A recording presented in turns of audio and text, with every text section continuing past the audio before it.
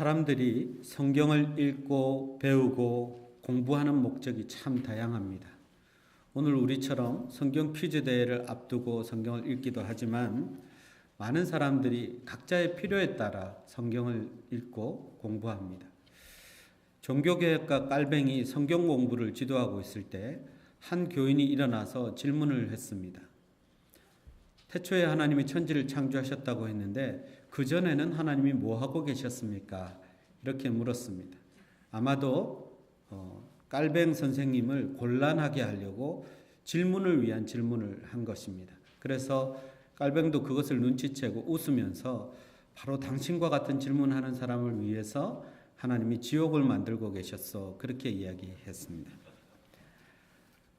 성경은 지금 우리가 질문한 것 같이 많은 질문들에 일일이 다 답을 해주지 않습니다.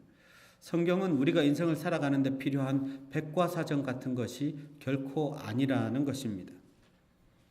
물론 성경에는 수많은 스토리가 있고요. 그리고 수많은 사상들이 다 담겨져 있습니다. 어떤 사람들은 성경에서 아주 좋은 아이디어를 얻기도 하고요. 성경은 문학적으로도 굉장히 좋은 소재가 되기도 합니다. 흥미진진한 이야기들이 너무 많이 있으니까요. 영화를 만드는 사람들, 소설을 쓰는 사람들, 그리고 심리학을 연구하는 사람들 다 성경을 연구합니다. 성경을 공부합니다. 그래서 그것을 작품화하기도 하는데요. 거기에는 인간이 느낄 수 있는 희열, 분노, 질투, 미움, 사랑 모든 것이 다 담겨 있기 때문입니다. 때로는 좀 마음에 좋지 않은 일들도 많이 보이죠. 동성연애도 있고요. 근친상간도 있고요. 그리고 살인사건들도 있습니다. 어떻게 보면 한국에 있는 프로그램들 중에 사건과 실화 아니면 경찰청 사람들 이런 데 나오는 이야기들 그리고 막장 드라마에 나오는 스토리들 이런 것들이 잘 혼합된 것처럼 보이기도 합니다. 그런데 그래서 진리입니다. 성경은 우리의 삶을 있는 그대로 다 담고 있고 우리 안에 일어날 수 있는 모든 사건들을 다 담고 있는 것입니다. 또 성경에는 솔로몬의 재판 장면처럼 굉장히 지혜가 번뜩이는 부분도 있고요. 잠언은 또 얼마나 많은 지혜를 우리에게 줍니까? 이스라엘 백성들이 출애굽하는 장면을 보면 얼마나 장엄하고 스펙타클합니까? 이 모든 것들이 우리의 문화의 소재가 되고 문학 작품의 소재가 됩니다. 그래서 서양 문학을 하는 사람들은 성경을 연구하는 것을 아주 중요하게 생각합니다. 성경이 우리에게 지혜도 주고 사상도 주고 우리의 감정을 달래주기도 하고 우리에게 많은 지식을 제공해 주기도 합니다. 그러나 성경이 우리에게 주어진 목적은 그것 때문만은 아닙니다. 어떤 사람들은 의도하지 않았지만 성경을 연구하다가 대박을 터뜨린 사람들도 있습니다. 출애굽기를 보면 아기 모세를 나일강에 떠내려 보내면서 물에 젖지 않게 하려고 갈대 상자를 만들고 거기에 역청을 발랐습니다.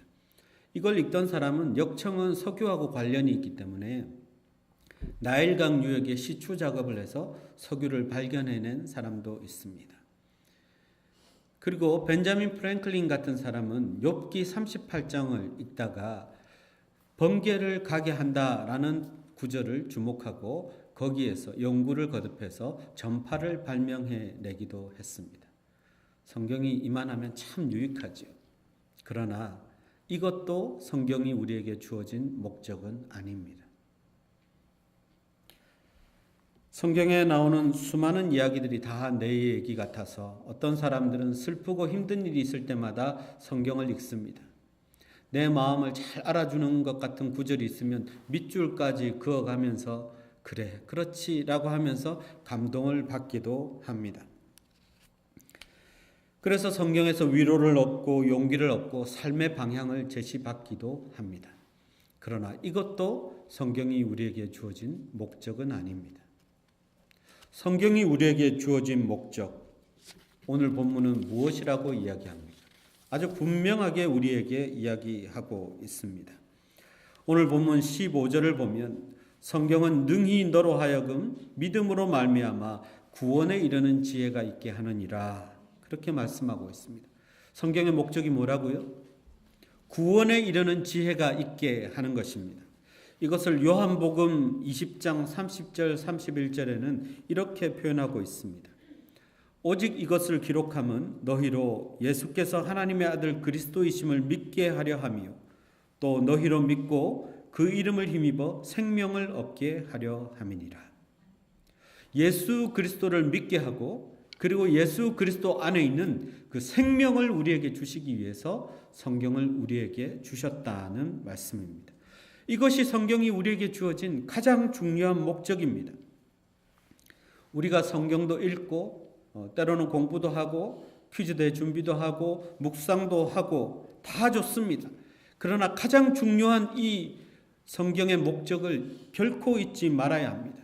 성경은 우리에게 생명을 주시는 예수 그리스도를 믿게 해주는 것입니다. 예수 그리스도를 믿을 때 우리의 삶은 예수님이 약속하신 대로 풍성한 삶이 됩니다. 생명력이 넘치게 됩니다. 예수 그리스도를 믿을 때 우리는 하나님 앞에 나아갈 수 있고 하나님과의 깊은 만남도 체험할 수 있습니다. 하나님의 음성도 들을 수 있고 하나님의 능력도 맛볼 수 있습니다. 그것을 위해서 성경이 우리에게 주어졌습니다. 그렇다면 성경에는 무슨 능력이 있길래 우리를 이렇게 구원에 이르도록 자라게 할까요? 말씀은 우리를 완전히 다른 사람으로 변화시킵니다. 구원에 이르는 지혜라는 말은 뭐냐면 우리가 예수를 믿으면 구원을 받습니다. 그런데 구원받고 나면 구원받은 사람에 합당하게 구원받은 사람답게 우리의 믿음도 우리의 인격도 우리의 성품도 거룩하게 변화되게 되어 있습니다. 그렇게 변화되어 가는 과정을 성화라고 하고요. 성화가 우리 안에 잘 이루어지면 예수 그리스도의 장성한 분량까지 즉 구원에 이르도록 우리가 자라게 된다. 그렇게 표현합니다. 성화는 우리가 거룩하게 변화되어 가는 것인데 말씀이 그 역할을 한다는 것입니다.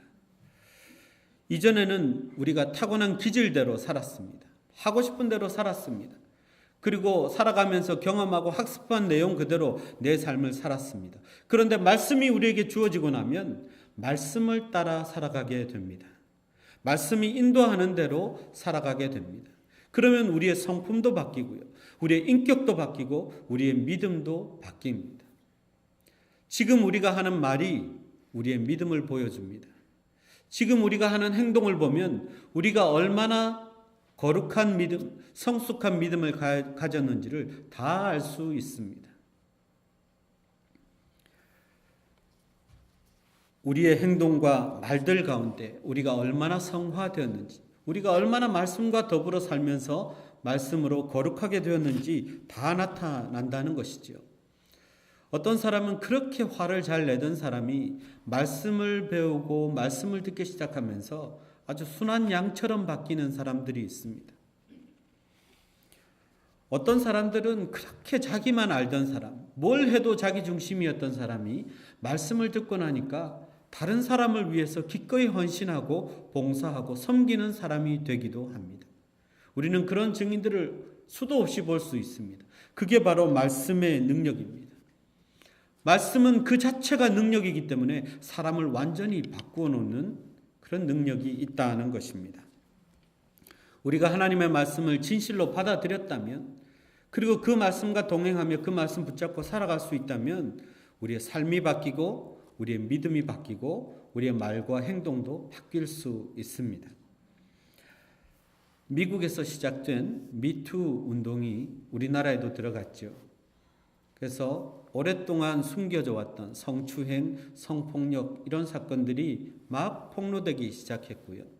가해자들은 용기를 내어서 폭로하고 피해자들은 용기를 내어서 폭로하고 가해자들은 변명을 하다가 안 되니까 사죄하고 숨어버리는 그런 상황들이 나오고 있습니다. 그런데 여러분 어느 한 곳 그런 영향이 없는 곳이 없다는 것이죠. 정치계, 문화계, 예술, 음악계, 연극계 할 것 없고요. 학계, 어디든 모든 곳에서 이런 사건이 불거져 나오고 있습니다. 다른 죄악과는 달리 이것은 참 치명적입니다. 밝혀지고 나니까 가족들을 볼 면목도 없고요. 함께 만나던 사람들과의 관계가 다 굉장히 어색해져 버렸습니다. 스스로 자기가 이룬 모든 것들을 한순간에 잃어버리고 있습니다. 명예도 힘도 가지고 있던 것들을 다 내려놓아야 하는 상황이 되고 있습니다. 그런데 여러분, 안타깝게도 거기에는 종교인들도 포함되어 있다는 것입니다. 오랫동안 수도하고 정진하며 말씀과 함께 살았다는 신부님들도 있고 그리고 목사님들도 있다는 것이죠. 왜 그렇습니까? 말씀이 그들을 결코 변화시키지 못했기 때문입니다. 왜 그들은 말씀을 가지고 있으면서도 변화되지 못했을까요? 양승헌 목사님의 크리스찬 스토리텔러라는 책을 보면 이런 이야기가 나옵니다. 하워드 핸드릭스라는 교수님이 계셨는데 휘튼 대학에 재학 중이었습니다. 한 교회 어린이부를 맡아서 전도사님으로 수고하게 되었다는 거죠. 그런데 그 부서에는 놀랍게도 성경 구절을 600개나 암송하는 어린아이가 있었대요. 그래서 교회도 그 아이를 참 자랑스럽게 생각하고 그리고 전도사님도 그 아이를 굉장히 부러워했다는 것입니다. 그런데 그 부서에서 자꾸만 물건이 도난당하는 거예요. 돈도 없어지고 물건도 없어지고. 마음을 먹고 범인을 잡아야 되겠다라고 생각해서 결국 범인을 잡아냈는데 알고 보니까 그 성경 구절을 600개나 외우는 그 아이가 잡혀온 것입니다.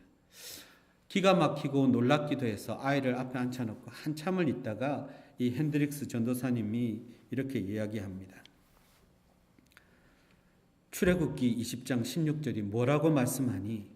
도적질하지 말라고 하지 않니? 그런데 너는 여기까지 이야기하니까 아이가 고개를 탁 들더니 반격을 합니다.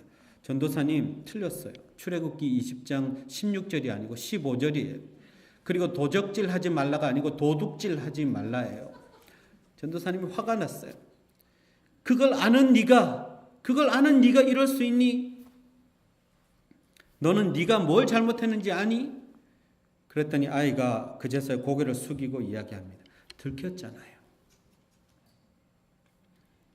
아무리 많은 설교를 듣고 아무리 많은 성경 구절을 암송하고 있어도 변화되지 않는 사람들이 있습니다. 왜 그런가? 양 목사님은 이렇게 말하고 있습니다. 우리는 말씀으로 사람을 가르치는 것이지 말씀을 가르치는 것이 아닙니다. 아무리 말씀을 받고 말씀을 가지고 있어도 그 말씀이 그 사람을 변화시키지 않으면 아무 소용이 없습니다. 그 말씀대로 살려고 결단하고 말씀대로 사는 것을 가르쳐야 합니다. 그래야 사람이 변합니다. 아무리 작은 말씀이라도 그 말씀 실천하려고 일주일 동안 노력하고 자기를 꿇어 복종시키며 기도하며 자기의 삶 가운데 그 말씀이 이루어지도록 하는 그런 훈련이 우리에게 필요한 것입니다. 그런데 이렇게 말씀이 우리를 변화시킬 수 있도록 우리를 도우는 분이 계십니다. 그분이 바로 성령님이십니다. 16절을 보면 성경은 하나님의 감동으로 쓰여졌다 그렇게 말하는데요. 하나님의 감동으로라는 말을 원문으로 보면 하나님이 불어넣으셨다 그렇게 번역할 수 있습니다. 하나님이 불어넣으시는 것은 바로 성령님을 이야기합니다. 이 성령님이 함께 하셔야 말씀이 우리 가운데 역사할 수 있습니다. 우리를 변화시킬 수 있습니다. 말씀으로 역사하실 때는 반드시 말씀을 기록할 때 저자이신 성령의 감동이 있어야 합니다. 성령의 감동이 함께하면요, 20년 전에 읽은 말씀 지금 또 읽어도 그 말씀은 우리에게 새롭게 다가오고 우리에게 감동을 줍니다. 아무리 훌륭한 명작, 영화든 소설이든 한 번 읽고 두 번 읽고 두 번 보고 세 번 보면 점점 감동이 줄어들기 마련입니다. 그런데 성경은 그렇지 않습니다.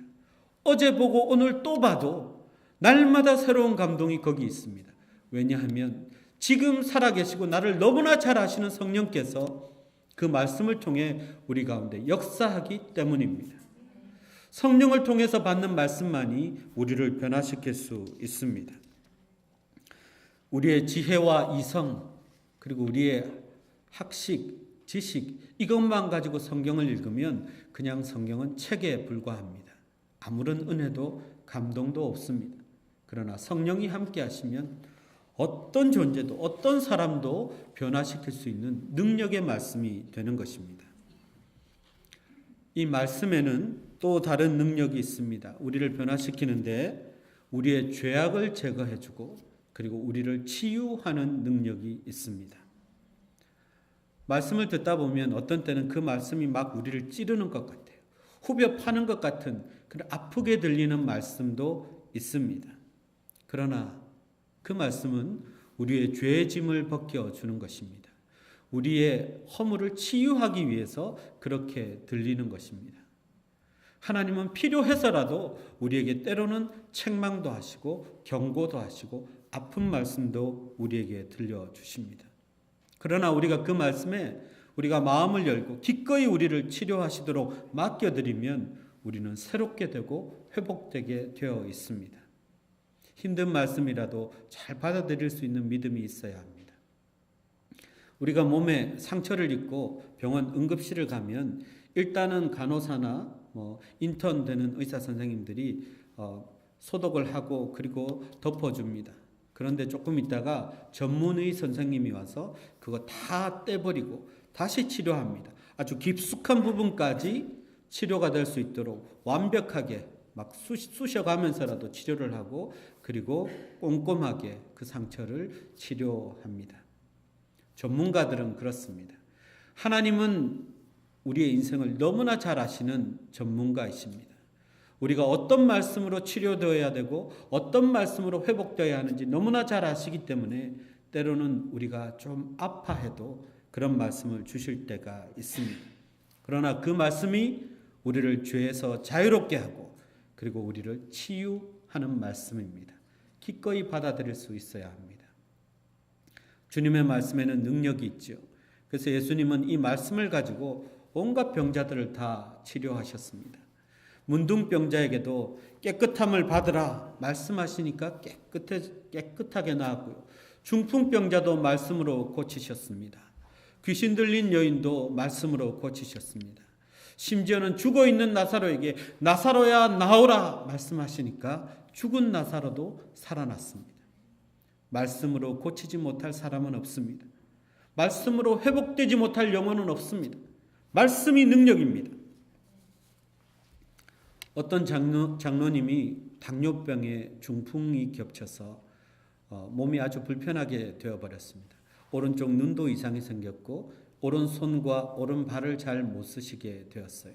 목사님이 신방을 갔더니 한 손으로 한 눈으로 성경을 보고 계시는 것입니다. 그래서 얼마나 불편하시냐고 목사님이 물어봤더니 이 장로님이 이렇게 대답합니다. 불편하다니요 목사님 감사합니다. 발을 하나 못 쓰니 죄 지으러 다니지 않아서 좋고 손이 하나밖에 없으니 술 담배도 안 하게 되어서 좋고 눈이 하나밖에 없으니 세상 보지 않고 하나님의 말씀만 보게 되니 이것이 은혜입니다. 저는 너무너무 감사합니다. 장로님이 이렇게 간증하시는 거예요. 건강할 때 젊었을 때는 자기 쾌락을 쫓아서 그렇게 쫓아다니던 분이었는데 몸은 비록 연약하게 불편하게 되었지만 말씀의 재미를 알고 나니까 말씀을 읽으면서 은혜를 받고 계신 것입니다. 말씀이 자기를 치유하고 행복하게 하는데 몸의 불편함이 문제가 아니 말씀을 사랑하게 되었고 그 말씀 속에서 은혜를 받게 된 것입니다. 여러분 하나님의 말씀이 우리에게 빛으로 비치도록 우리가 항상 우리의 마음을 열어야 합니다. 내 생활의 모든 면을 하나님이 만지시고 치유하시고 회복시키시도록 어두운 부분이 있다면 주님께 다 내어놓아야 합니다. 또한 말씀이 가진 능력은요. 16절을 보면 교훈과 책망과 바르게 함과 의로 교육하기에 유익하다 그랬습니다. 다 비슷한 말인데 하나님이 우리를 고치시고 수정해서 우리의 생각과 믿음과 인격들을 다 바로 잡으신다는 것입니다. 여러분 그런 경험 있잖아요. 말씀을 듣다가 내가 교회 봉사하느라고 했는데 말씀과는 좀 다른 방향으로 내가 봉사하고 있었구나. 내가 김 집사 미워하는 거 하나님이 어떻게 아시고 말씀으로 콕 집어주셨지? 이럴 때도 있죠. 말씀을 들어보니까 하나님이 보시는 내 모습이 내가 생각하는 나의 모습보다 너무너무 좋아서 이런 말씀이 다 있었나? 하나님이 나를 이렇게 사랑하시나? 감탄한 적도 있지 않습니까? 교훈이든 책망이든 바르게 함이든 의로 교육함이든 하나님의 말씀은 우리의 정말 세상 사람들이 알지 못하는 부분까지도 다 건드립니다. 우리가 감춰놓은 죄악도 건드리고요. 우리가 정말 잘하는데 스스로 포기하고 있는 부분도 하나님은 다 타치하십니다. 그래서 우리가 온전한 사람이 될 수 있도록 만들어 가십니다. 본문 마지막 절을 보면 우리를 온전하게 하신다 그랬습니다. 그리고 능히 선한 일을 행할 수 있는 모든 능력을 우리에게 다 주신다 그랬습니다. 이것이 말씀의 능력입니다. 그러니 우리가 어떻게 말씀을 사모하지 않을 수가 있겠습니까? 말씀은 아무리 흉악한 죄인이라 해도 어떤 죄를 범한 그런 죄인이라 해도 고칠 수 있습니다. 하나님은 그를 찾아가시고 말씀으로 변화시킵니다. 도저히 변화되지 않을 것 같았지만 변화된 두 사람을 제가 여러분에게 소개하려고 합니다. 한 사람은 급진 이슬람 순위파 테러 단체인 이슬람 국가, 즉 IS의 최고위급 지도자였던 사람이고요. 또 한 사람은 온갖 악행을 일삼던 일본 조직폭력배 야쿠자의 행동대장이었던 사람입니다. 근데 이 두 사람의 이야기가 미국 CNN과 그리고 가스펠 헤럴드, 그리고 영국 크리스찬 투데이 등 기독교 매체들을 통해서 보도가 된 내용이 있습니다. 먼저 IS 최고 지도자 중 한 명이었던 무하마드, 가명입니다. 무하마드는 라디오 TV 채널을 통해서 리딩 더 웨이라는 선교단체가 방영하는 그 선전들을 보았습니다. 그걸 보니까 계속 예수 그리스도를 전하고 하나님의 사랑을 전하고 그리고 이슬람을 믿다가 기독교로 개종한 사람들 소식을 보여주고 이러니까 내가 저 단체에 테러를 가해야 되겠다라는 마음을 먹게 된 것이죠. 그래서 그 방송에 나오는 전화번호를 보고 직접 전화를 걸었습니다. 담당자 한 사람을 바꿔달라고 해서 피터라는 사람을 연락하게 되었는데 내가 당신이 전하는 복음에 관심이 있으니까 만나자라고 했습니다. 사실은 그 사람을 잔혹하게 살해하려고 계획하고 만난 것이죠. 피터도 뭔가 이상하다는 걸 느꼈어요. 두려움이 찾아왔습니다. 그러나 하나님의 복음을 전하는데 내가 무엇을 주저야 할까라고 생각하고 결국 무하마드를 만나러 나갔습니다. 만난 그 자리에서 피터는 예수님을 통해서 우리가 얻게 되는 구원과 복음에 대해서 무하마드에게 알려줬습니다. 무하마드가 그 이야기를 가만히 듣다가 뭔가 이게 이상한 거예요. 자기 마음도 이상하고 들었던 이야기도 자기가 지금까지 알아왔던 것하고는 다르니까 갈등이 생겼습니다. 그래서 그 자리에서 살해하지 못하고 물러났어요. 집에 와서 잠을 잤는데 꿈에 예수님이 나타나셨습니다. 그 피터와의 이야기 과정 가운데 성령의 빛이 그 마음을 찾아온 거예요. 꿈에 예수님을 만나고 예수님이 나를 따르라 말씀하시는데 그는 깨어나서도 주님 앞에 엎드릴 수밖에 없었어요. 그리고 그는 이 사실을 알리기 위해서 다시 이 선교단체 리딩 더 웨이라는 단체에 연락을 했습니다. 많은 사역자들이 있는 자리에서 그는 고백합니다. 사실은 내가 이 중에 한 사람을 죽이려고 이 만남을 가졌는데 그때 예수님이 나를 찾아오셨고 꿈에도 내게 말씀하셔서 나는 예수님이 살아계시다는 것을 분명히 믿고 나는 이제 이슬람을 버리고 기독교인이 되기로 다짐합니다. 그리고 세례를 받고 기독교인이 되었어요. CNN이 그를 찾아가서 인터뷰한 내용입니다. 또 한 사람 전직 야쿠자였던 다츠야 신도 목사님의 사연도 흥미롭습니다. 이 신도 목사님은 22살에 조직폭력배가 되었습니다. 온몸에 문신을 하고 그리고 조직폭력배를 절대로 배신하지 않겠다고 새끼손가락까지 끊어서 다짐을 했던 사람입니다. 그리고 조직이 시키는 대로 무엇이든 다 했습니다. 칼질도 하고 총질도 하고 다 했어요. 주변에 있는 사람들은 다 자기를 두려워했습니다. 7번을 체포되었고 3번을 옥살이를 했는데 마지막 옥살이를 하는 그 기간에 누군가가 그에게 성경책을 넣어주었습니다. 그래서 성경책을 읽기 시작했는데 그 말씀에 감화를 받기 시작했습니다. 말씀은 능력이거든요. 그 말씀 속에서 자기가 얼마나 잘못 살아왔고 자기가 누굴 위해 살아야 되고 앞으로 어떻게 살아야 되는지를 깨달은 이 목사님은 너무너무 말씀이 궁금해졌습니다. 그래서 추록한 이후에도 계속해서 말씀을 공부하다가 목사님이 되었습니다. 그리고 어머니가 소유하고 있던 가라오케가 하나 있었어요.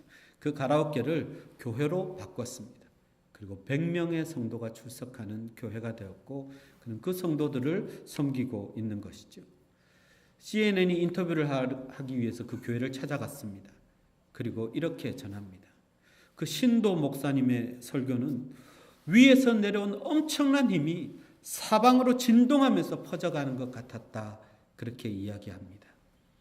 말씀으로 변화된 사람, 성령이 함께 하시는 말씀, 이렇게 능력이 있는 것입니다. 여러분, 테러리스트도 그리고 조직폭력배도 변화되지 않을 사람은 없습니다. 누구나 말씀을 받아들이고 그 말씀을 통해 성령이 역사하면 변화될 수 있습니다. 말씀이 능력이기 때문입니다. 말씀을 통하여 저도 여러분도 변하고 있고 그리고 거룩함에 이르게 될 것입니다. 퀴즈 대회를 계기로 기왕 말씀을 읽기 시작하셨으니 더 열심히 읽고 더 많이 공부하고 말씀대로 살기 위해서 노력하면 하나님이 기뻐하시는 우리 교회가 될 줄 믿습니다.